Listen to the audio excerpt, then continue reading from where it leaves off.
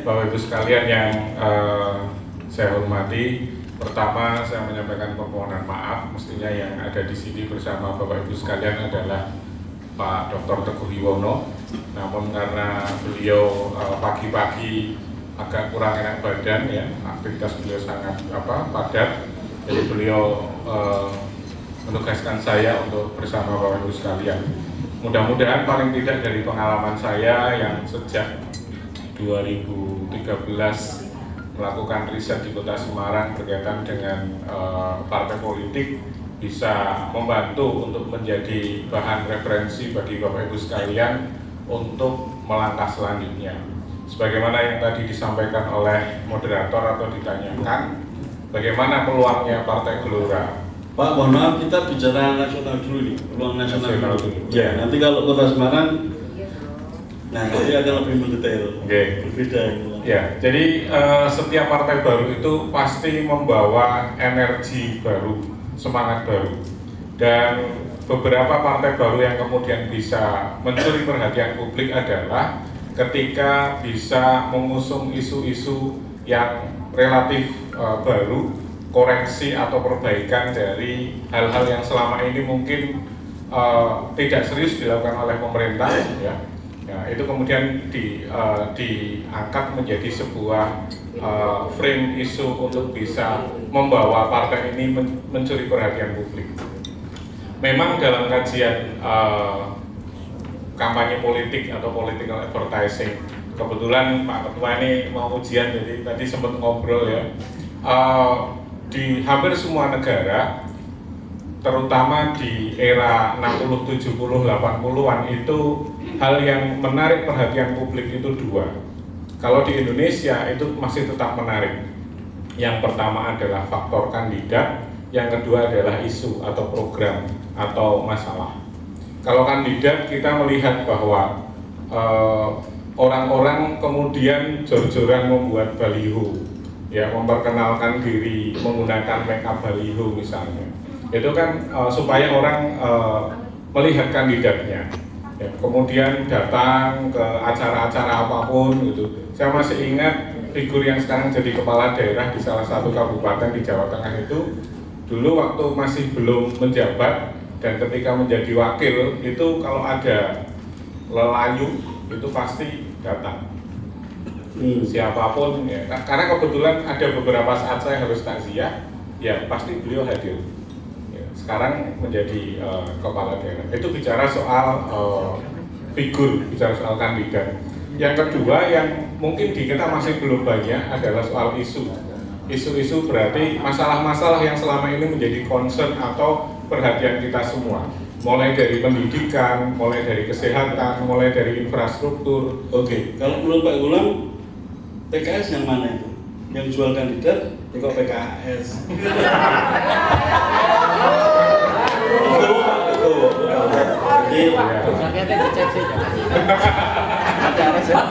Karena pertanyaan berikutnya itu sebenarnya pertanyaan berikutnya menurut Pak Gulam, Gelora itu bisa nggak lepas dari hantu PKS, dari stigma PKS? Iya, pasti bisa, ya.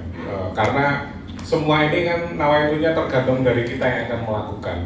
Misalnya ketika misalnya saya tidak ingin berada di bawah bayang-bayang masa lalu saya, nah, berarti kan ada satu nilai yang harus diyakini, ya. Saya mungkin memberi contoh bukan partai politik tapi negara, ya. Di tahun 90 Uni Soviet itu runtuh, kemudian menjadi banyak negara kecil-kecil. Yeah. Bapak Ibu pernah dengar namanya Estonia? Ya. Pernah, ya? Ya. Apa keunggulan Estonia sekarang ini? Ada yang tahu mungkin? Estonia, bukan? Estonia adalah salah satu negara di dunia yang berhasil di dalam transformasi digital. Jadi di sana yang namanya single ID, satu nomor untuk digunakan di semua fasilitas publik itu bisa. Masyarakat itu percaya dengan pemerintah sehingga semua data itu sekali seumur hidup itu disubmit ke pemerintah. Data-data itu bisa digunakan untuk kepentingan apapun, asuransi kesehatan, pendidikan, kependudukan, dan sebagainya.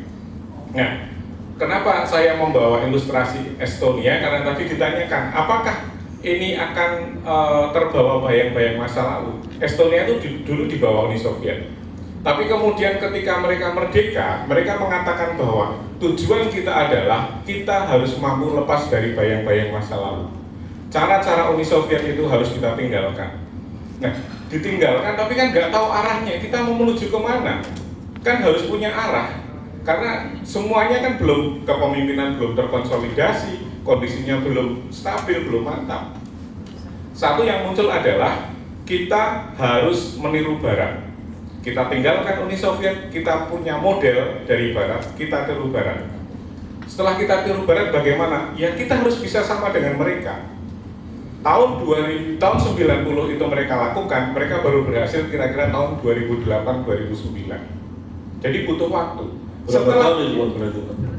Ya, Tahun 2000 tahun 90 sampai 2002-2003 karena 2004 mereka punya Perdana Menteri yang sangat eksentrik yang mengatakan bahwa ya setelah kita bisa sama dengan Barat, maka kita harus melampaui Barat.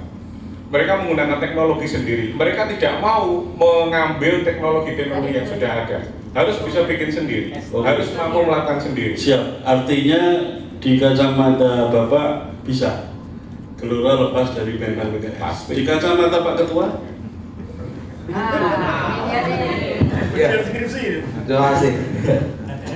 Jadi rekan-rekan sekalian, memang Partai Gelora ini didirikan oleh sebagian besar mantan penggerak di PKS pada saat itu.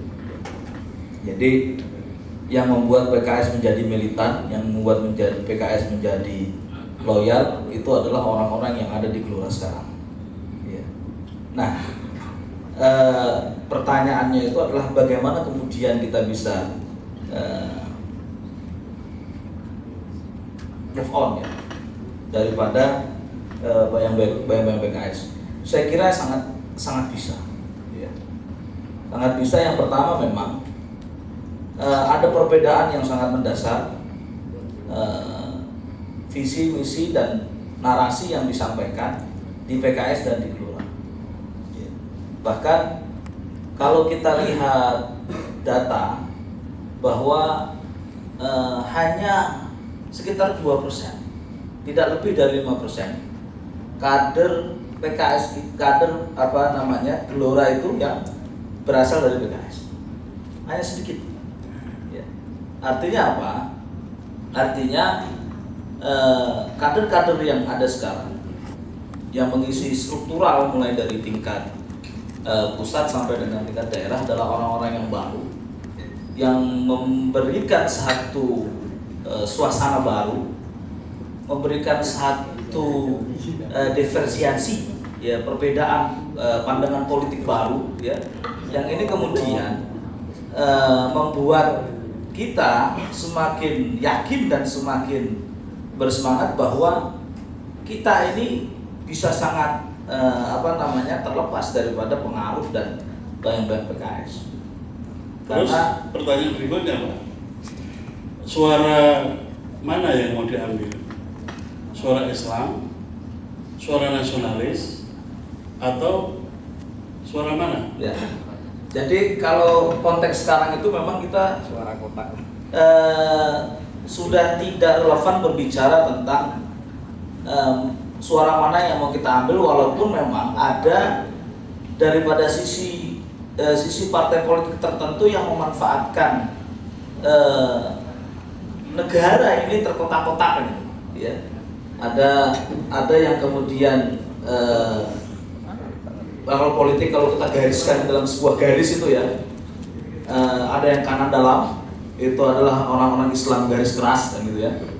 Kemudian di sini adalah kantongnya teman-teman PKS kan gitu. Kemudian di tengah ini adalah orang-orang nasionalis yang moderat, ya, di situ ada partai-partai nasional. Kemudian di kiri, ya, itu di kiri sedikit ya, itu ada PDIP kan gitu. Walaupun PDIP itu juga juga bisa ngambil ke tengah. Nah, bagaimana kemudian kita Partai Gelora? Karena Partai Gelora ini memberikan tawaran kolaborasi ya, kepada seluruh anak bangsa yang berkaitan bagaimana menggabungkan potensi yang luar biasa. Kita bisa mengambil semua. Apakah itu suara Islam atau suara nasional, kita bisa mengambil itu. Ya, kalau kemudian kita mau mengambil suara yang kanan, kita pernah ada di situ dulu, dan kita tahu cara-cara bagaimana mengambil suara yang ada di kanan, kan gitu. Ya, karena kita pernah ada di situ, dan para pendiri Partai Gelora itu ngerti betul bagaimana mengambil suara yang di kanan. Nah, kita diuntungkan oleh satu visi dan misi partai ini yang kemudian terbuka, yang kemudian partai ini menjadikan Pak Ketua itu kepingin menjadi yang lebih Indonesia, maka kita akan mendapatkan sangat mudah untuk mendapatkan suara-suara yang dalam tanda kutip mereka orang-orang nasionalis, baik itu yang ada di tengah, bahkan kita bisa ke kiri jauh sekalipun, ya, walaupun kita tidak dianggap orang-orang yang berpaham sekularisme. Ya, yakin Pak? Yakin bisa. Pak Ketua yang Ketua Umum mampu, Pak Anies mampu. Dalam sebuah kepemimpinan di dalam elit itu kan figurnya bukan hanya seorang ketua umum. Ya. Kita di situ ada wakil ketua, ya. Kita kemudian ada pengurus-pengurus yang lain. Mereka bisa berbagi tugas untuk menyampaikan suatu isu, ya, suatu isu di masyarakat, ya, isu politik tentunya dalam sebuah operasi politik. Pak Fahri Hamzah yang lebih dikenal orang itu orang yang negarawan, orang yang nasionalis, dia bisa masuk ke simpul-simpul demikian. Karena begini Pak, alasan kenapa saya tanya tadi, karena publik mengenal Pak Anies Mata itu sebagai orang yang tukang bikin partai Pak. Dari di PKS itu ketika PK beliau sekjen, ketika PKS beliau sekjen, ketika PKS mulai turun beliau tetap di sekjen, dan beliau di kalangan elit, di kalangan wartawan bahkan terkenal sebagai orang yang membidani lahirnya partai. Nah, kenapa pertanyaan saya tadi muncul, apakah Bapak yakin Anies Mata mampu atas latar belakang itu? Begitu. Nah, menurut Pak Ketua gimana? Saya kira mampu Pak. Kita kalau pernah membaca bukunya beliau tentang gelombang ketiga, ya, beliau bercerita tentang Indonesia mulai dari gelombang pertama hingga gelombang ketiga, berdirinya sebuah entitas negara yang bernama Indonesia ini mulai dari Sumpah Pemuda, ya, kita kan mulai itu muncul sebuah gerakan daripada gerakan nasional itu adalah diawali dengan Sumpah Pemuda pada saat itu akibat dari dampak ekses politis etis, sehingga banyak orang-orang pribumi kemudian bisa sekolah, ya, kemudian dia berpikir bagaimana membuat satu entitas yang namanya Indonesia. Nah, memang kita akui bahwa negara kita ini sekarang masih negara berdampak, akibat orang berkelahi, orang gelut, dampaknya yang kena kita. Nah, itu ketika penjajahan kita dampak kena Perang Dunia Pertama, dampaknya kita kena itu. Ya. Kemudian masuk kepada menjadi Indonesia, ya, menjadi Indonesia Proklamasi 45 itu kan dampak daripada Jepang kalah perang. Kemudian diserahkan, ya, akhirnya pemuda-pemuda kita mendesak Pak Karno kemudian untuk merdeka. Nah, itu disebut gelombang kedua. Nah, masuk kepada setelah pasca kemerdekaan itu banyak, bukan berarti negara ini selesai daripada rongrongan. Ternyata banyak percikan-percikan pemberontakan yang itu dilakukan oleh anak bangsa sendiri, ya, yang memang tidak puas terhadap ideologi yang pada waktu itu disampaikan oleh Bung Karno. Nah, itu juga dampak permainan daripada terjadinya perpecahan G30 SPK itu adalah dampak daripada antara Amerika dengan Rusia, dengan komunis pada saat itu, hingga akhirnya kita kena dampak. Oke. Nah, siap. kemudian dari itu semua maka Pak Ketua Pak Anies Mata itu menyampaikan bahwa mari kita kemudian jadikan bangsa ini dengan semua stakeholder yang ada, semua dengan potensi yang ada, hingga akhirnya saya berani menjawab bahwa beliau bisa mengambil ceruk suaranya di nasional, bahkan sampai dengan di kiri, karena kita punya satu tujuan yang sama, satu cita-cita yang sama, bagaimana bangsa Indonesia ini kemudian bisa menentukan nasibnya sendiri, tidak terpengaruh daripada bangsa-bangsa lain, daripada akibat atau ekses orang berperang. Nah, kira-kira begitu. Ya, siapa? Yang saya garis bawahi statement Pak Danang tadi, Pak Gulam mohon dikomentari adalah sudah tidak relevan lagi kita bicara, kalau bicara pemilih ya, sudah tidak relevan lagi mengkotak-kotakkan nasionalis dengan religius. Toh yang religius pun juga berjualan nasionalis, yang nasionalis pun juga berjualan religius. Begitu. Ketika Ramadan, Bu Puan Maharani juga pakai jilbab. Begitu. Nah, menurut Pak Gulam bagaimana? Apakah statement ini tepat untuk kondisi kita saat ini? Oke. Ya, untuk membantu memberikan penjelasan saya, mungkin dari slide ini bisa ditayangkan, ya.